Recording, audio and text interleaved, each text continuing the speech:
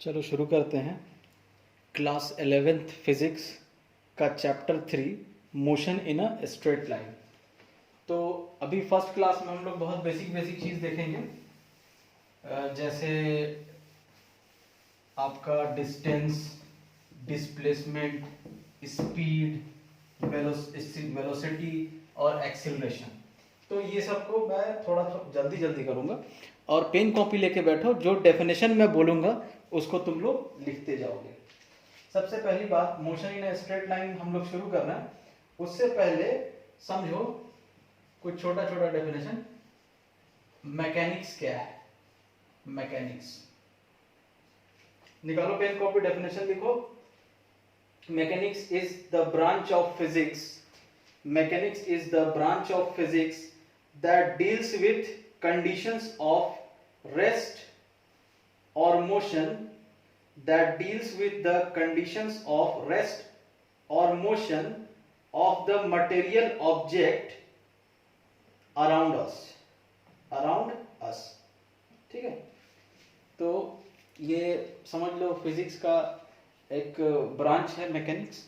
Engineering वगैरह में जाते हैं लोग तो मैकेनिक्स पढ़ते हैं। ये डेफिनेशन लिख लो। अब मैकेनिक्स का सब ब्रांच देखो, सब ब्रांचेस ऑफ मैकेनिक्स। सब ब्रांचेस क्या क्या है? तो सबसे पहला है स्टैटिक्स। स्टैटिक्स लिखो। स्टैटिक्स क्या है? इसे बहुत सिंपल है इसलिए बता रहा हूं। तो static deals with the, it is the branch of mechanics. उसमें हम लोग क्या लिखे थे? Branch of physics. It is the branch of mechanics that deals with the study of object at rest और इक्विलिब्रियम, ठीक है। ठीक, इसमें और क्या लिख सकते हो? Even when they are under the action of several forces. चलो ये लिख लिए। दूसरा हम लोग लिखेंगे, मतलब समझ गए ना स्टैटिक्स क्या है? रेस्ट में रहे हम उसके बारे में स्टडी करेंगे, या इक्विलिब्रियम में रहेंगे उस मतलब रुका हुआ। स्टैटिक मतलब रुका हुआ चीज। अब हम लोग देखेंगे काइनेमेटिक्स। काइनेमेटिक्स काइनेमेटिक्स क्या होता है? काइनेमेटिक्स लिखो। It is branch of mechanics that deals with the study of motion. वो क्या था? That deals with the study of rest था ना ये स्टैटिक्स। काइनेमेटिक्स क्या है? It is the branch of mechanics that deals with the study of motion of objects, study of motion of objects without considering the cause of motion, without considering the cause of motion. मतलब kinematics में हम लोग क्या पढ़ेंगे? Motion के बारे में पढ़ेंगे हम, लेकिन हम उसका कारण नहीं जानने की कोशिश करेंगे, क्यों हो रहा है। हमको बस मोशन से मतलब है, मोशन हो रहा है। तीसरा और लास्ट डायनेमिक्स। डायनेमिक्स डायनेमिक्स क्या होता है? लिखो। It is the branch of mechanics that deals with the motion of objects without नहीं ये तो गलत लिखा था। It is the branch of, sorry उसको मत लिखना, वो काइनेमेटिक्स वाला ही लिखा था। It is the branch of mechanics that deals with the study of motion of objects taking into consideration the cause of their motion, ठीक है। तो cause of their motion, तो इसमें हम लोग काइनेमेटिक्स में हम लोग मोशन के बारे में पढ़ रहे थे, लेकिन हमको उसके कॉज से मतलब नहीं रखा कि क्यों हो रहा है मोशन। लेकिन डायनेमिक्स में हम मोशन के बारे में पढ़ेंगे और साथ साथ में हम ये भी देखेंगे कि मोशन का कॉज क्या है। ये डायनेमिक्स होता है, ठीक है। अब इसके बाद हम लोग चलते हैं रेस्ट एंड मोशन। ये सब बेसिक तुम लोग 9th-10th में पढ़े हो। Rest and motion, rest and motion दोनों क्या है? रिलेटिव टर्म है। रेस्ट क्या होता है?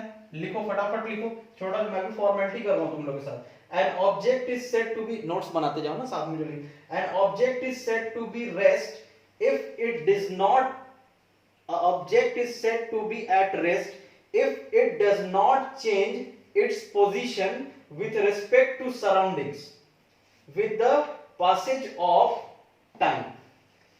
अब ये क्या बोल रहा है कि मान लीजिए कि आप कहीं पे बैठे हैं या हमारे टेबल पे बुक रखा है। अब हम देखें कि भाई कितना बज रहा है, 9 बज रहा है मान लीजिए, तो 9 बजे बुक वहीं टेबल पे रखा हुआ है। हम 10 बजे फिर आके देखें तो 10 बजे भी वहीं पे रखा हुआ है। तो टाइम तो बीत रहा है लेकिन उसका पोजीशन चेंज नहीं हो रहा है, तो वो रेस्ट में। और साथ साथ में हम किसी के रेस्पेक्ट में देखते हैं, ठीक है। जैसे किसके, जैसे बोला था ना, with respect to position with respect to surrounding. अब हम लोग क्या देखेंगे, टेबल को मिलाएंगे भाई, टेबल के रेस्पेक्ट में सराउंडिंग में हमारा क्या होगा, टेबल हो गया, दीवार हो गया, तो उसके रेस्पेक्ट में वो रेस्ट में है, मोशन में नहीं है, ठीक है। नहीं चेंज हुआ पोजीशन तो रेस्ट में। अब लिखो मोशन, मोशन, मोशन लिखो जस्ट इसका उल्टा। An object is said to be in motion if it changes its position with respect to its surrounding. उसमें क्या था, पोजीशन चेंज नहीं करता था सराउंड के रेस्पेक्ट में, सराउंडिंग के रेस्पेक्ट, लेकिन इसमें चेंज कर रहा है। तो changes its position with respect to surroundings with passage of time, ठीक हो गया। लिख लो एग्जांपल, ये डेफिनेशन लिख लो। एग्जांपल इसमें क्या लिखोगे, जैसे ट्रेन चल रही है, ठीक है। तो मान लीजिए कि ट्रेन अभी बिलासपुर स्टेशन पे है, थोड़ा ट्रेन स्टार्ट हो गई, 1 घंटा 1.5 घंटा बाद रायपुर स्टेशन पे पहुंच गई, तो बिलासपुर स्टेशन के रेस्पेक्ट में वो कहां पहुंच गया, रायपुर में पहुंच गया, मोशन में है। तो अब एक चीज ये समझो कि rest and motion are relative terms. क्या बोलेंगे हम लोग, रेस्ट और मोशन जो है वो रिलेटिव टर्म है। जैसे कि तुम ट्रेन में बैठे हो और तुम्हारे सामने तुम्हारी मम्मी बैठी है या तुम्हारे पापा बैठे हैं, तो तुम्हारा जो ट्रेन है या तुम ट्रेन में बैठे हो, तो तुम जब बाहर देखोगे तो बाहर जैसे देखोगे पेड़ वेड़ खंबा उम्बा पीछे छूटते जाता है, तो वो सब सराउंडिंग के रिस्पेक्ट में तुम मोशन में हो, क्योंकि पोजीशन चेंज हो रहा है उस सराउंडिंग के रिस्पेक्ट में।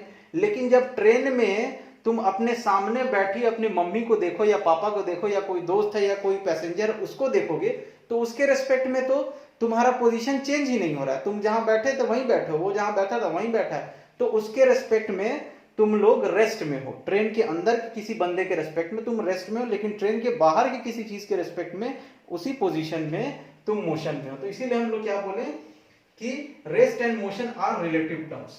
एक और पॉइंट, एब्सोल्यूट रेस्ट एंड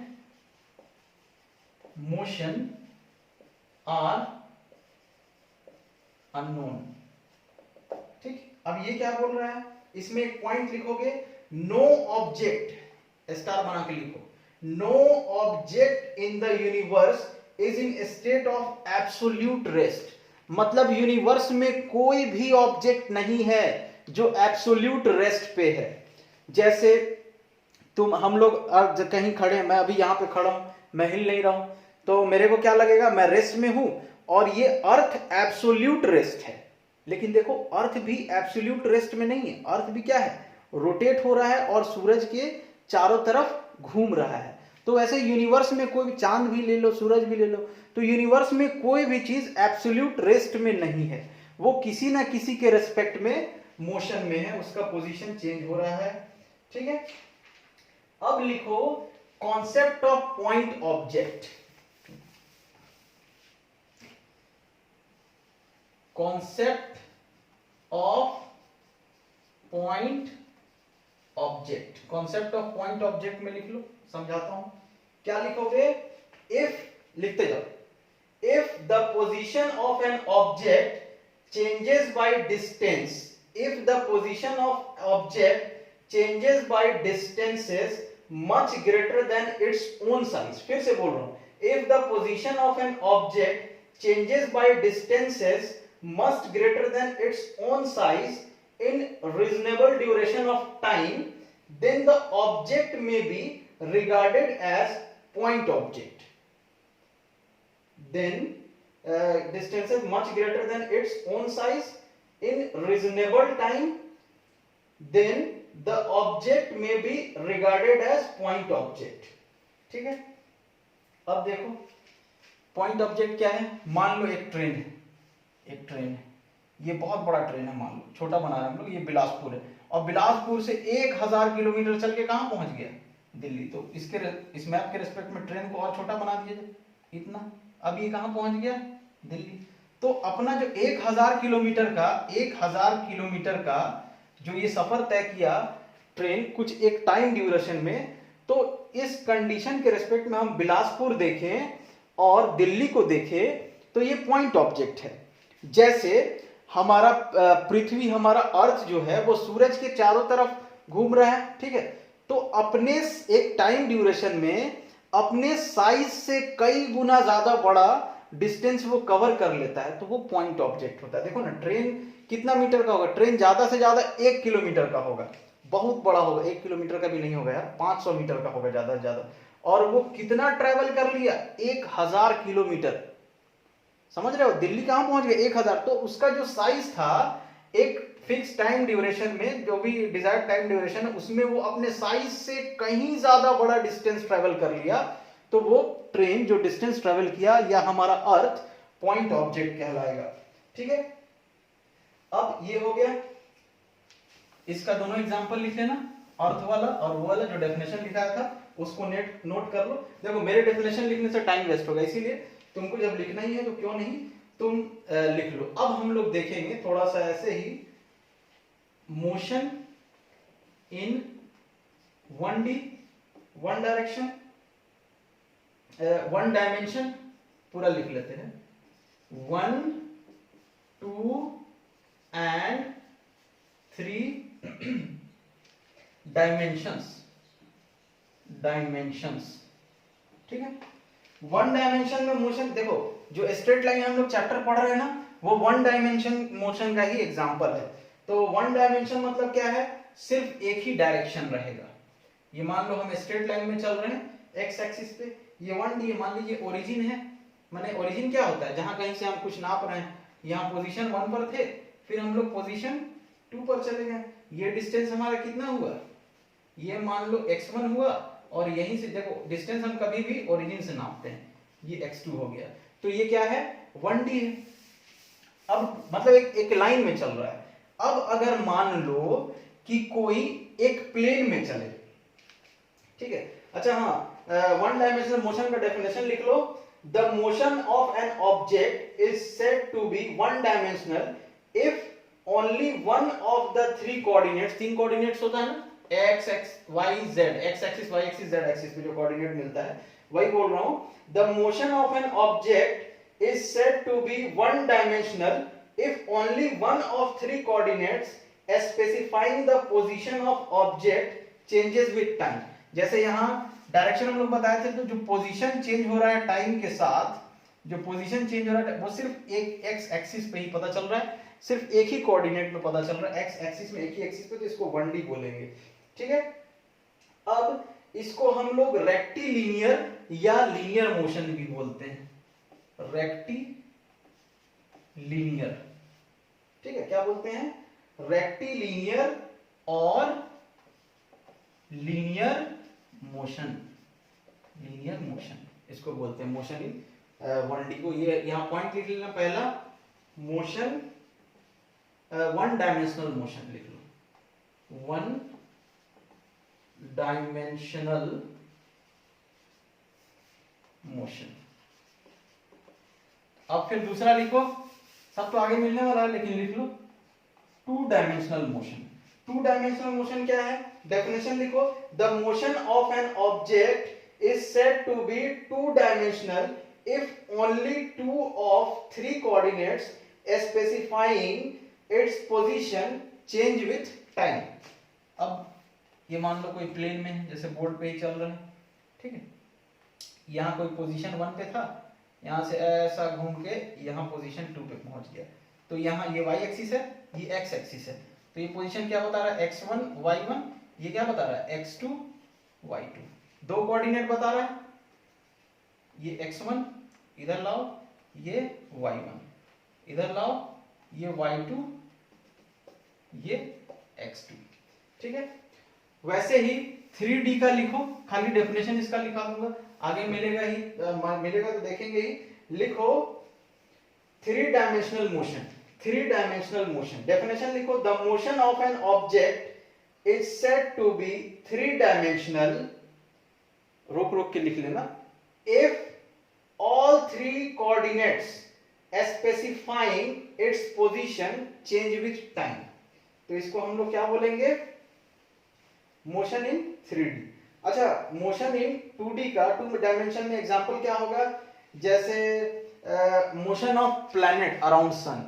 अब ये सन है, ये अर्थ ऐसा ऐसा घूम रहा है, तो खाली एक्स और वाई चेंज हो रहा है, ऊपर नीचे तो जा ही नहीं रहा है ना, ये एक्स वाई खाली लाइन में भी नहीं चल रहा है, ऐसा गोल घूम रहा है, तो 2D में चल रहा है, ऊपर नीचे जाता तो 3D में हो जाता। एक एग्जांपल ये है।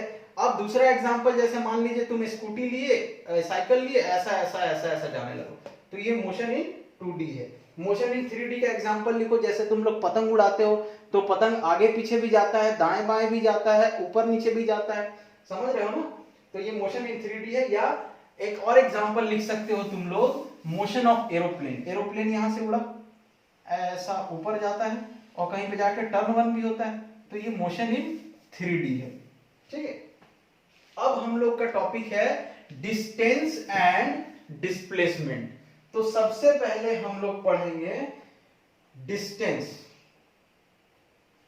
डिस्टेंस या डिस्टेंस को और हम लोग क्या बोलते हैं, पाथ लेंथ। डिस्टेंस को और हम लोग क्या बोलते हैं, पाथ लेंथ बोलते हैं।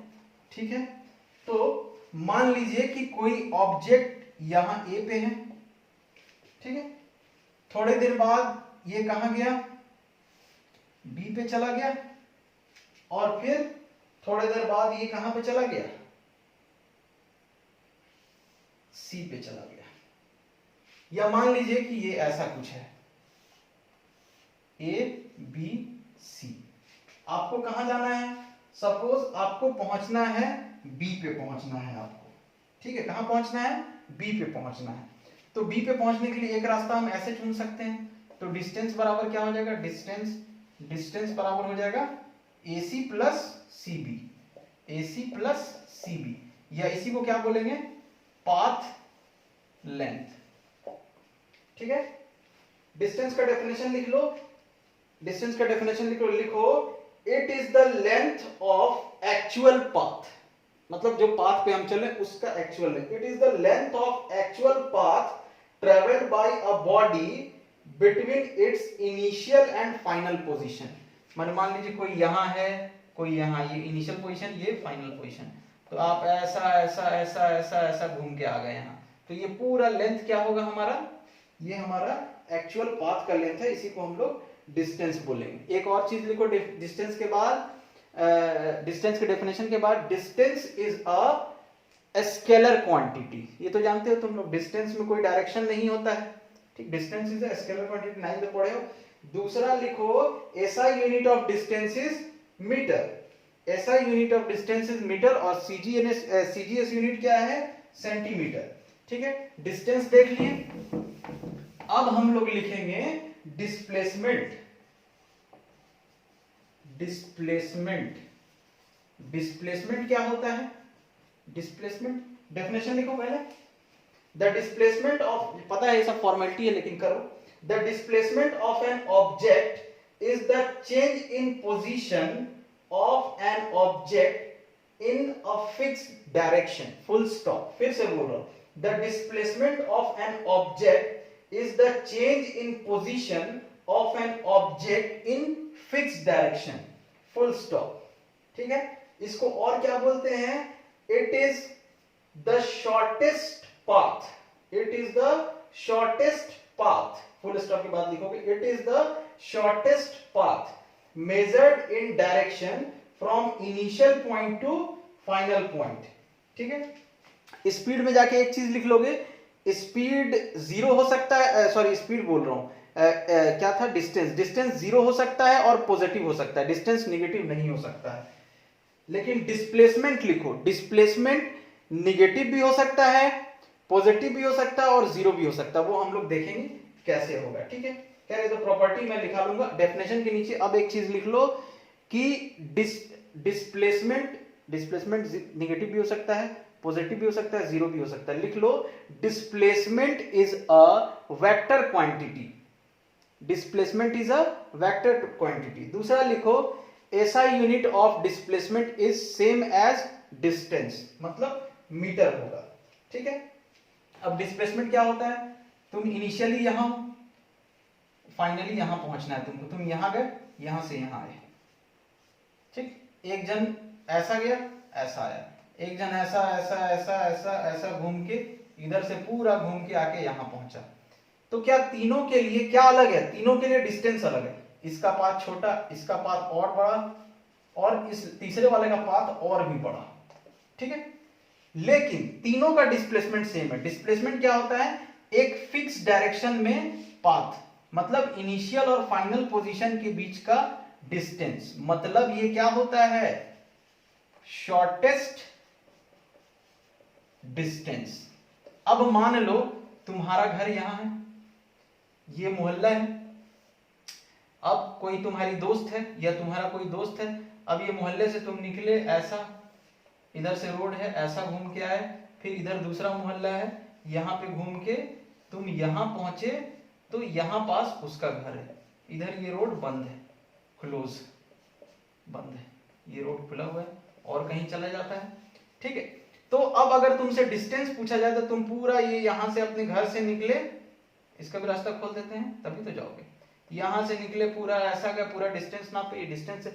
लेकिन डिस्प्लेसमेंट की बात हो तो शॉर्टेस्ट डिस्टेंस, तो तुम अपने छत पे खड़े हो जाओ और तुम्हारी दोस्त अपने छत पे खड़े हो जाए, या तुम अपने छत पे खड़े हो जाओ, तुम्हारा दोस्त अपने छत पे खड़े हो जाए, और दोनों का जो इन एयर शॉर्टेस्ट डिस्टेंस है वही डिस्प्लेसमेंट कहलाता है। ठीक है, अब लिखेंगे हम लोग characteristics of displacement, characteristics of displacement, characteristics of displacement.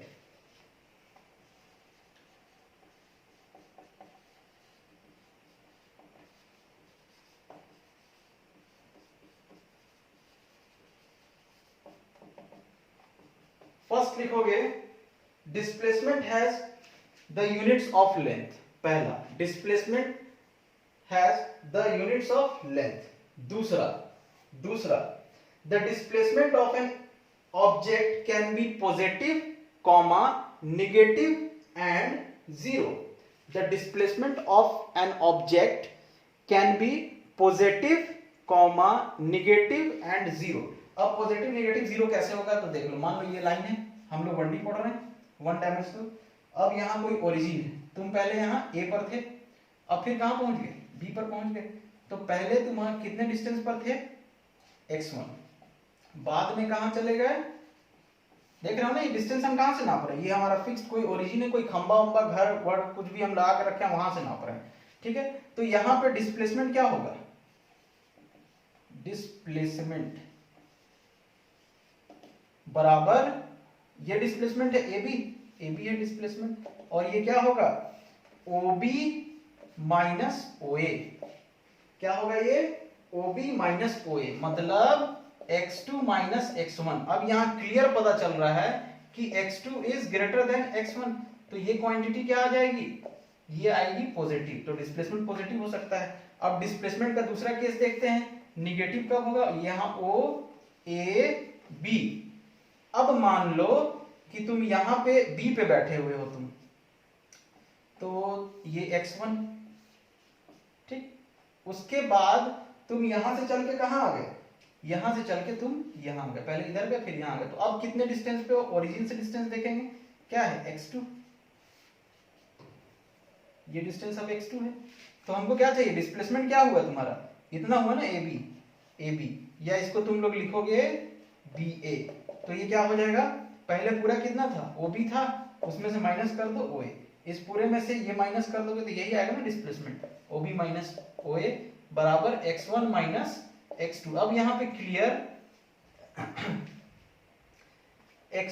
कुछ गलत लिख रहे हैं क्या हम लोग, x1 माइनस x2, एक मिनट रुक जाओ, OB, एक मिनट, हम लोग यहाँ पे कैसे किए डिस्प्लेसमेंट, AB बराबर OB माइनस OA, हाँ ठीक है। तो अब यहां पे देखो, यहां पे कौन बड़ा है, इस वाले केस में x2 minus x1 minus x2 आ गया ये, तो यहां पे हमारा ये x2 है ना, और वो x1 है। अब यहाँ x2 माइनस x1 आ गया, अब इसमें बड़ा कौन है, तो बड़ा तो x1 ही है। एक मिनट, ये एक कुछ गलती कर रहे हैं हम लोग। डिस्प्लेसमेंट हम लोग कैसे निकालते हैं, initial position minus final position. तो हम लोग का इनिशियल पोजीशन क्या है, ये ए बी क्या चल रहा है, ए बी इनिशियल पोजीशन, रुक जाओ कुछ गलत नहीं, हाँ चलो इनिशियल पॉइंट हम लोग ये लिए थे, ए को यहाँ ले लो और बी को यहाँ ले लो, तो ये क्या हो जाएगा ओबी, ओबी माइनस ओए, ओबी। अब यहाँ आ गए तो हमको क्या करना है, ओबी में से इसको घटा लेना है। मतलब हम करते क्या है, हम लोग जैसे देखो यहाँ पे हम लोग क्या किए थे, इनिशियल पोजीशन फाइनल पोजीशन, ओबी माइनस ओए किए थे। ओबी क्या था, फाइनल पोजीशन और इनिशियल पोजीशन। तो पहले देखो यहाँ डिस्प्लेसमेंट कैसे निकाले, फाइनल पोजीशन लिखे फिर इनिशियल पोजीशन, वैसे ही यहाँ पे किया जाए। डिस्प्लेसमेंट डिस्प्लेसमेंट बराबर क्या हो जाएगा, फाइनल पोजीशन क्या है हमारा ओबी, ओबी है ना फाइनल पोजीशन, डिस्प्लेसमेंट ओबी और यहाँ पे डिस्प्लेसमेंट ए बी है ना, ओबी माइनस ओए, ठीक है। तो ओबी कितना है, x2 माइनस x1। समझ रहे हो डिस्प्लेसमेंट हम लोग कैसे निकालते हैं, तो final position minus initial position, यहाँ किए थे ओबी माइनस ओए, फाइनल पोजीशन क्या था ओबी था, इनिशियल पोजीशन क्या है ओए, तो फाइनल माइनस इनिशियल। तो यहाँ पे अब देखो x1 बड़ा है किससे, x2 से, क्लियर x1 बड़ा है x2 से, तो ये क्या हो जाएगा, निगेटिव हो जाएगा, ठीक है। अब जीरो का क्या फंडा है, तो मान लीजिए आप जीरो डिस्प्लेसमेंट कैसे हो गए, तीनों एग्जांपल नोट कर लोगे लोग, इस यहीं पे बताते हैं।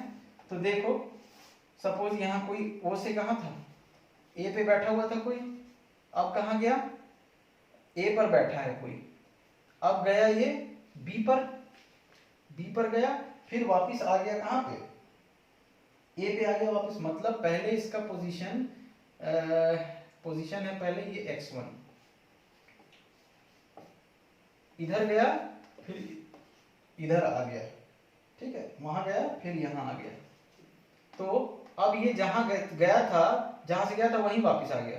तो ये देखो ये क्या है, फाइनल पोजीशन x2 हो गया, तो जहां गया था वहीं आ गया, तो x2 माइनस x1 बराबर 0, ठीक है। ओके, तो डिस्प्लेसमेंट समझ गए, तीन कैरेक्टरिस्टिक लिखे, तीन नहीं दो लिखे हो, तीसरा लिखो third, displacement is not dependent on the choice of origin. Displacement is not dependent on the choice of origin O of position coordinates.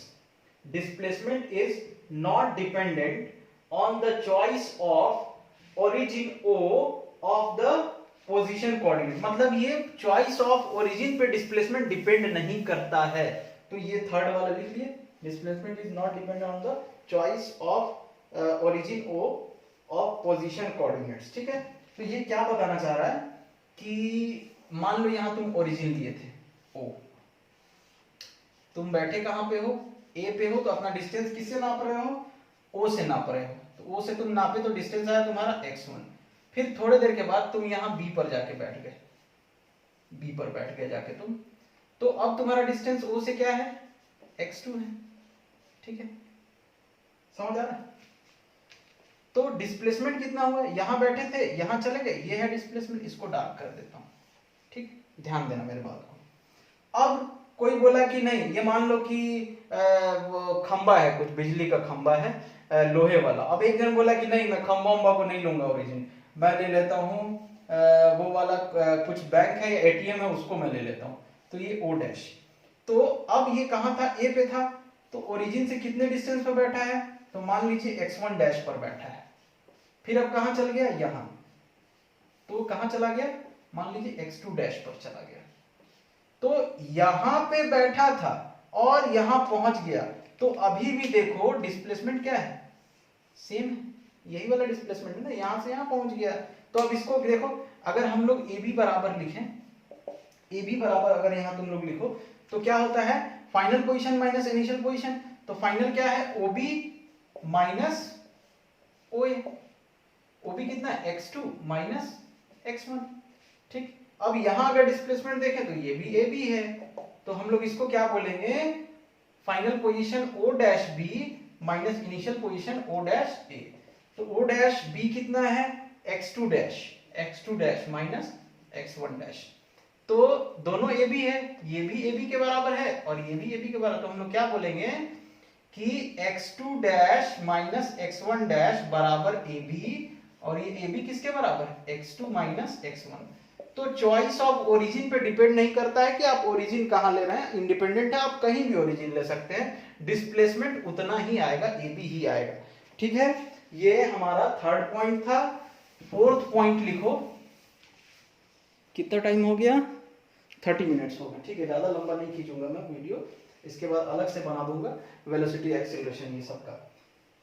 Fourth लिखो the actual distance traveled by an object, the actual distance traveled by an object in a given time interval is greater than and equal to magnitude of displacement। फिर से लिखो, actual path क्या होता है, actual path होता है distance, तो हम डिस्टेंस की बात कर रहे हैं, डिस्टेंस का वर्ड लिखो फिर से, the actual distance travelled by an object, the actual distance या actual path, the actual distance traveled by an object is in a given time interval is greater than and equal to magnitude of displacement। फिर से सुनो, the actual distance traveled by an object in a given time interval is greater than or equal to the displacement, full stop। अब ये क्या बोल रहा है, first case मान लीजिए हम यहाँ इंटरवल बनाते हैं, यहां से यहां तक 1 2 3 4 5 6 7 8 9 10, ये सब कितना कितना मीटर है, 100 मीटर का है। ठीक है, 0 100 मीटर, मीटर में है ना, ये सब मीटर में, 200 300 400 500 600 700 800 900 1000। अब मान लेते हैं कि यहां पे कोई भी है जो सपोज पहले कहीं ए पर था, यहां पे, ठीक है। अब ये क्या हुआ, ओ से, या ऐसा मानो कि पहले ये कहां से कहां गया, ओ से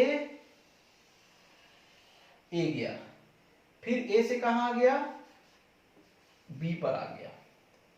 तो डिस्टेंस क्या होगा, डिस्टेंस बताओ, डिस्टेंस बराबर क्या हो गया, तो ओ ए प्लस कितना, A B, O A plus A B, यही होगा ना डिस्टेंस। भाई देखो ना, ओ से ए गया, इतना चला, फिर यहां से यहां आया, इसका नाम क्या है, डिस्टेंस।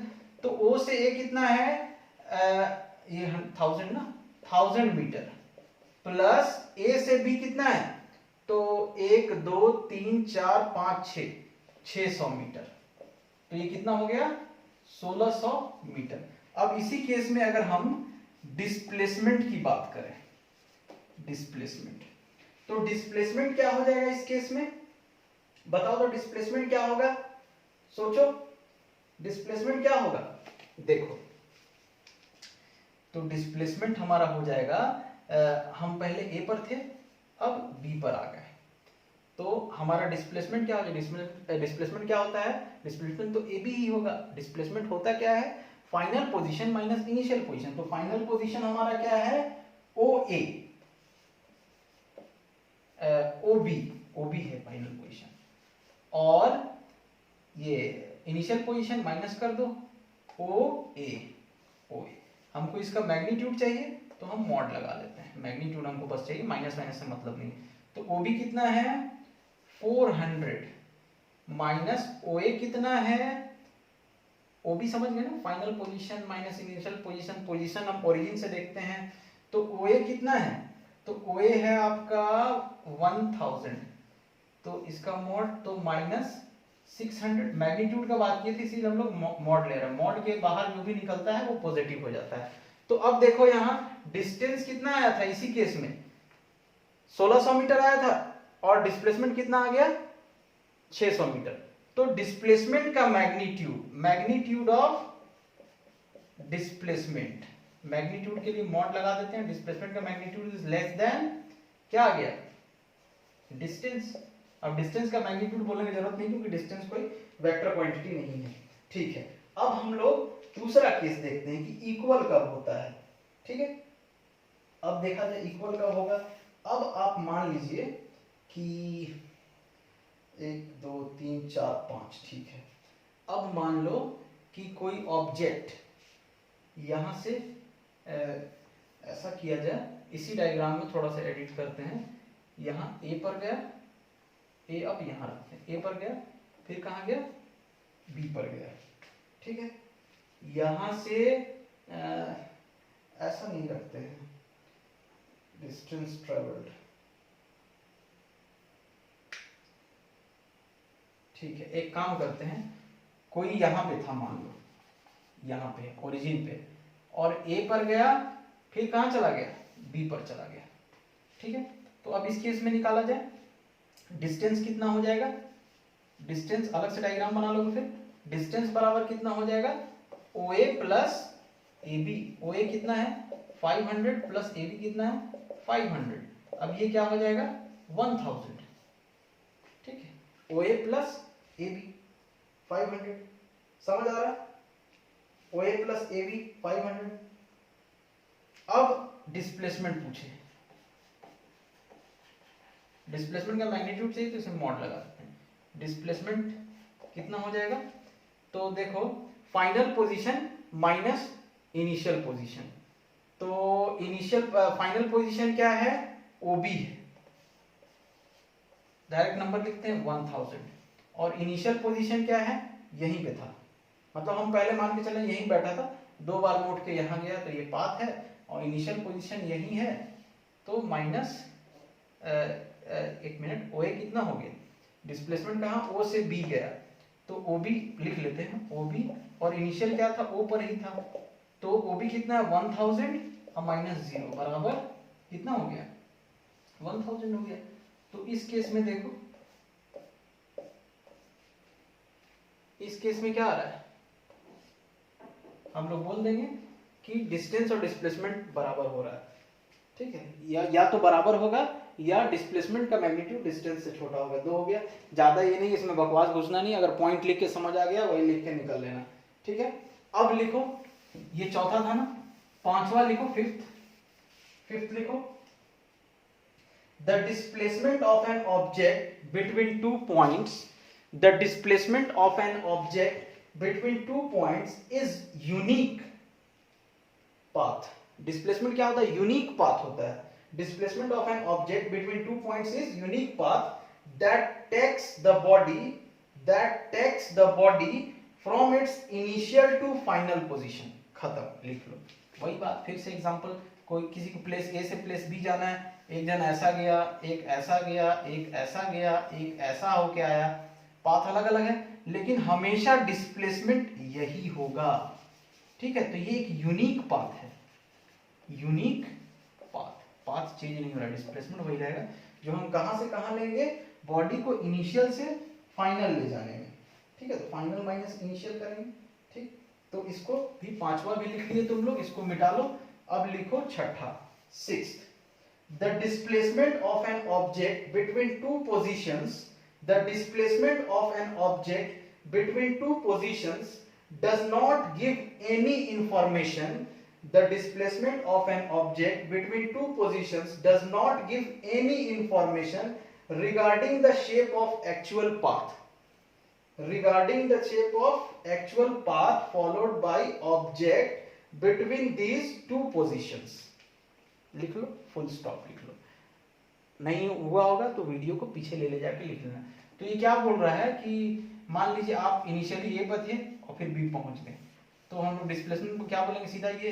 अब मान लीजिए कि यहाँ पे कोई ऐसा नाच के पहुंचा हो, कोई ऐसा घूम के गया हो, तो डिस्टेंस जो भी रहे, एक्चुअल पाथ का शेप जो भी है, जैसा भी गया है, जब हम डिस्प्लेसमेंट निकाल रहे हैं तो हम डिस्प्लेसमेंट ये सब का इंफॉर्मेशन देता ही नहीं कि भाई आप कैसे आए हैं। डिस्प्लेसमेंट को बस ऐसा मतलब है इनिशियल से फाइनल, बस ऑन एयर डिस्टेंस इनिशियल से फाइनल। तो डिस्टेंस ये सब पाथ के बारे में कोई भी इंफॉर्मेशन नहीं देता है। कौन? डिस्प्लेसमेंट। डिस्प्लेसमेंट एक्चुअल पाथ जो हम चल के आए हैं उसके बारे में कोई इंफॉर्मेशन नहीं देता है, बस वो क्या देता है? इनिशियल और फाइनल के बीच का डिस्टेंस देता है। ठीक है, 6 हो गया। सातवां लिखो, सातवां लिखो, the magnitude of displacement. The magnitude समझ गए ना? मैग्नीट्यूड बोलने का मतलब है पॉजिटिव आए या नेगेटिव आए हम पॉजिटिव ही लेंगे। The magnitude of the displacement of an object between two positions give the shortest distance between these points. ये तो जानते हो तुम लोग कि मैग्नीट्यूड क्या देता है? मैग्नीट्यूड बोल रहा हूं, डिस्प्लेसमेंट का मैग्नीट्यूड क्या देता है? लिख लिया डेफिनेशन। डिस्प्लेसमेंट का मैग्नीट्यूड क्या देता है? क्या देता है? Shortest distance between two path. फिर से सुनो डेफिनेशन, मतलब कैरेक्टरिस्टिक्स आता हुआ। The magnitude of displacement of an object between two positions give the shortest distance between these two points. तो उसका जो मैग्नीट्यूड है वो, डिस्प्लेसमेंट का जो मैग्नीट्यूड है वो हमेशा क्या देता है? Path of distance, shortest distance देता है। ठीक है, give the shortest distance between these points. इसका मैग्नीट्यूड इसलिए बोले क्योंकि ए भी माइनस में भी आ सकता है। मान लीजिए -5 आया है तो हम लोग जब शॉर्टेस्ट पाथ का बात कर रहे हैं तो पाथ मतलब डिस्टेंस, शॉर्टेस्ट डिस्टेंस पॉजिटिव होना चाहिए, तो -5 का मैग्नीट्यूड लिखेंगे तो 5 आएगा, या +5 आ गया, इसका भी मैग्नीट्यूड वही 5 ही है। तो इसीलिए बोले मैग्नीट्यूड ऑफ डिस्प्लेसमेंट क्या देता है? Path of shortest distance, shortest distance between points देता है। आठवां लिखोगे, आठवां लिखो, displacement is vector quantity. Displacement is vector quantity, full stop. Displacement of an object between two given positions, displacement of an object between two given positions is independent of the actual path followed by the object in moving from one point या one position to another position। Full stop के बाद फिर से बोल, आपको पूरा बोल रहा हूँ। Displacement of an object is vector, ये सब पता है लेकिन कैरेक्टरिस्टिक्स में लंबा चौड़ा बनाने के लिए लिखना है हमको। Displacement is a vector quantity, full stop. Displacement of an object between two given positions is independent of the actual path followed by object in moving from one position to another position। ये तो पता है हम लोग को, उसी सब बात को घुमा घुमा के बोल रहा है। चलो ठीक है, ये इस वीडियो को इतने पे ही बंद करते हैं। नेक्स्ट जो लेक्चर होगा हम उसमें 3 चीज पढ़ेंगे, स्पीड, वेलोसिटी और एक्सीलरेशन। स्पीड में टाइप्स ऑफ स्पीड, फिर वेलोसिटी में टाइप्स ऑफ वेलोसिटी, फिर एक्सीलरेशन में टाइप्स ऑफ एक्सीलरेशन, और फिर यूनिफॉर्म और नॉन यूनिफॉर्म मोशन पढ़ेंगे। चलो ठीक है, थैंक यू।